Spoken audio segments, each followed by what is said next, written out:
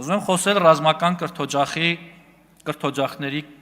կրթաթոշակների մասին։ Նկատելի բարձրացել է Վազգեն Սարգսյանի անվան ռազմական ակադեմիայի կուրսանտների կրթաթոշակի չափը։ 2018 թվականի դրությամբ կուրսանտը ստանում էր 5300-ից 13000 դրամ, իսկ գերազանցության պարագայում եւս 10000 դրամ հավելյալ կրթաթոշակ։ Այժմ ռազմական ակադեմիայի կուրսանտի առաջին կուրսի բազային կրթաթոշակը կազմում է 15000 դրամ, եւ ըստ առաջադիմության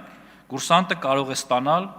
45000, 60000, 75000 դրամ կրթաթոշակ։ Երկրորդ կուրսում բազային կրթաթոշակը 20000 դրամ է եւ կրկին ըստ առաջադիմության կուրսանտը կարող է ստանալ 60000, 80000, 100000 դրամ։ Երրորդ կուրսում բազային կրթաթոշակը կազմում է 25000 դրամ,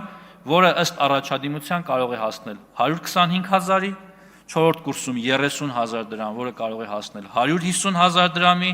եւ հինգերորդ կուրսում 35000 դրամ բազային կրթաթոշակ եւ գերազանցության դեպքում 175000 դրամ։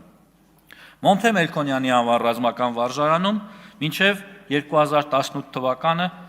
կուրսանտները ոչինչ չեն ստացել։ Հիմա վարժարանի բոլոր սաները ստանում են 15000 դրամ։ Միջին առաջադիմությամբ կուրսանտները ստանում են 30000 դրամ, գերազանց առաջադիմությամբ կուրսանտները 45000 դրամ։ Ինչ վերաբերում է կուրսանտների թվին, ասեմ, որ ակադեմիայի կուրսանտների թիվը 2018 թվականի համեմատ աճել է 26%-ով,